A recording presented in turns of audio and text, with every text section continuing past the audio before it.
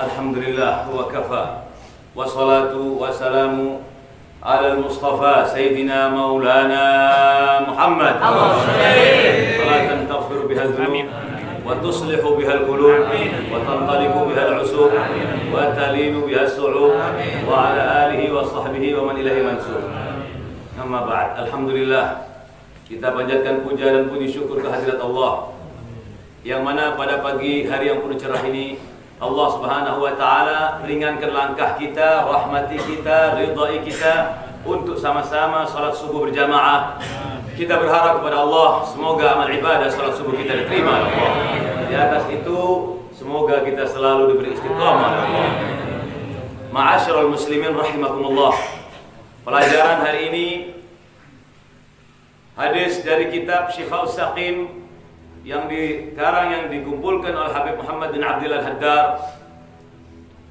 Qala Rasulullah sallallahu alaihi wasallam, syarrun nasi al-mudayyiq ala ahlihi.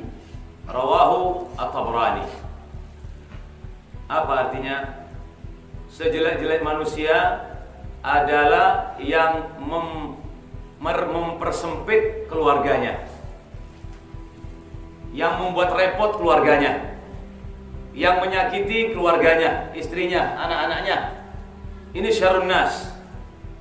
Istrinya sudah mendampingi dia berkorban. Istrinya sudah rahimnya dijadikan tempat anaknya untuk dikandung dan disusui dari air susunya, dikorbankan hidupnya segalanya. Tapi kadang suaminya suka jahat, suka mempersempit, suka mempersulit istrinya. Ini kata Rasulullah SAW, syarrun nas. Ini sejelek-jeleknya manusia ini, sebusuk-busuknya manusia ini. Orang yang paling busuk adalah orang yang paling busuk pada keluarganya.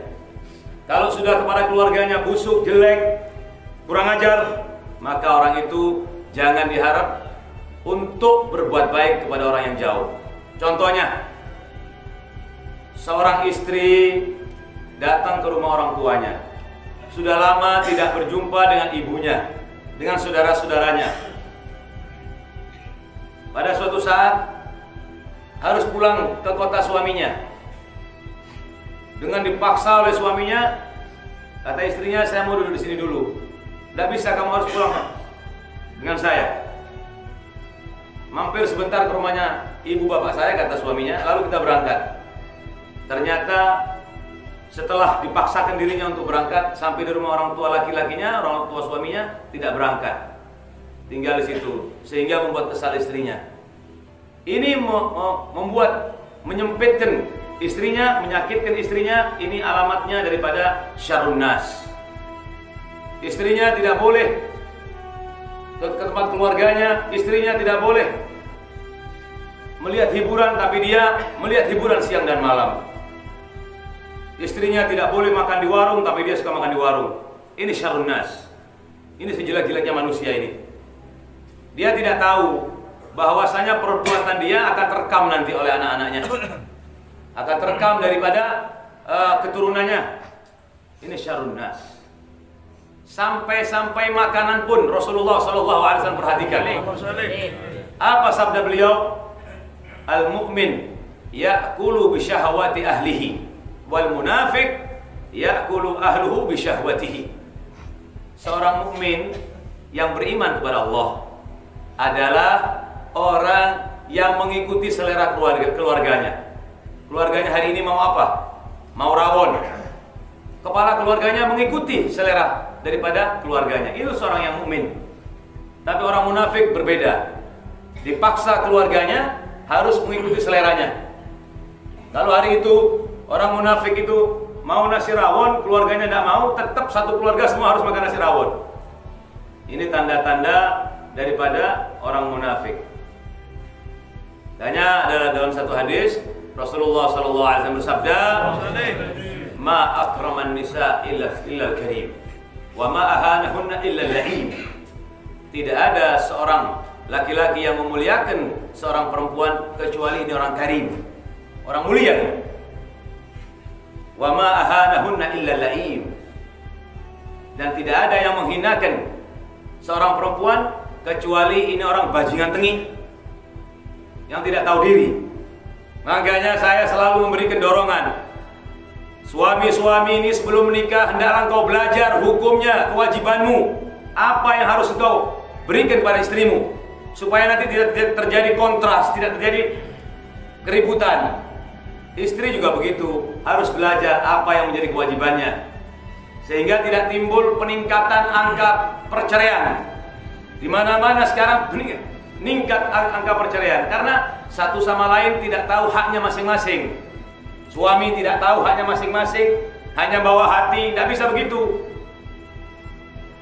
Istri juga begitu, karena segala sesuatu kalau sudah ada batas-batasnya, tidak seorang pun akan menyalahi batas-batasnya. Lihatlah Rasulullah SAW, karena fi khidmati ahlihi, Rasulullah mengikuti, membantu pekerjaan rumah daripada rumah dalam keluarganya. Karena yaksifuna alaih, sampai sendalnya Rasulullah yang jahit sendiri. Itu akhlak, saudara. Karena Allah Subhanahu wa taala berfirman, wa'ashiruhunna bil ma'ruf. Pergaulilah istrimu itu dengan ma'ruf. Nah, ma'ruf apa? Antakuna kalamuka layyina, ucapannya yang lembut. Makanan yang kau makan seperti makan yang buat istrimu, anak-anakmu seperti yang kau makan. Bahkan di ayat yang lainnya, walahunna mithlul ladzi alaihinna bil ma'ruf. Apa artinya?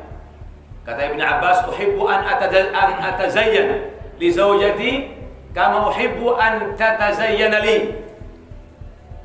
Saya suka berdandan buat istri saya, sikatan, bersih muka yang laki ini.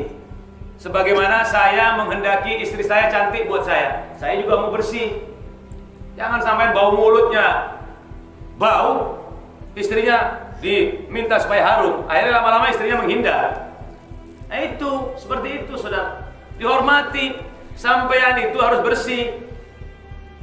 Mana pakainya kotor, mana, ya Allah. Nanti kalau istrinya tidak dandan, marah. Kamu yang harus bersih dulu. Kamu yang harus menjaga dirinya kamu dulu. Itu nanti akan timbul muadalah, keseimbangan. Seorang ditanya, bagaimana kau melihat istrimu? Dan lam tara aini ajmala minha. Saya tidak melihat kedua mata saya lebih cantik dari istri saya. Tahu di luar juga banyak lebih cantik dari istrinya. Tapi menyenangkan orang hatinya, subhanallah.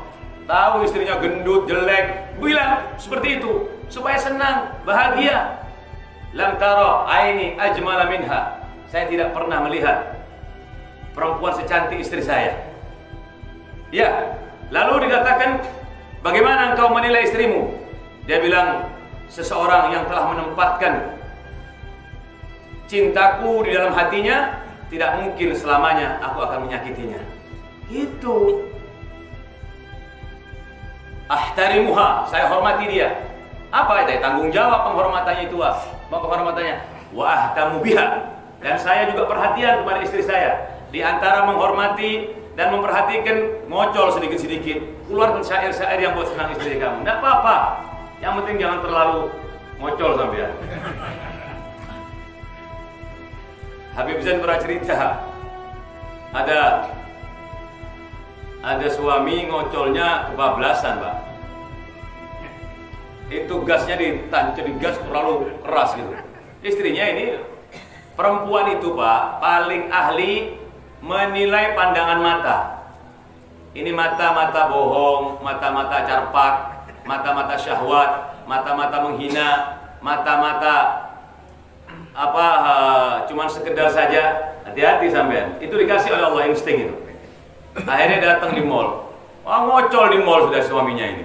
Tidak tahu tempat, tidak tahu lokasi. Dia bilang, "Dek, saya ini sekalipun tangan saya melekat di tanganmu, tapi rindu saya tetap membara di hatimu. Saya tidak melihat seorang yang cantik sekalipun di mall ini seperti kamu, Dek. Kamu yang paling cantik." Dia berhadapan begitu. Istrinya pintar. Dia, "Benarkah Mas?" "Iya, Dek," dia bilang. "Saya tidak bisa hidup tanpa kamu, dan hidup saya tidak akan berarti tanpa kamu, Dek," katanya. Mas, dia bilang, itu mas di belakang saya, di belakang kamu ada perempuan lebih cantik dari saya.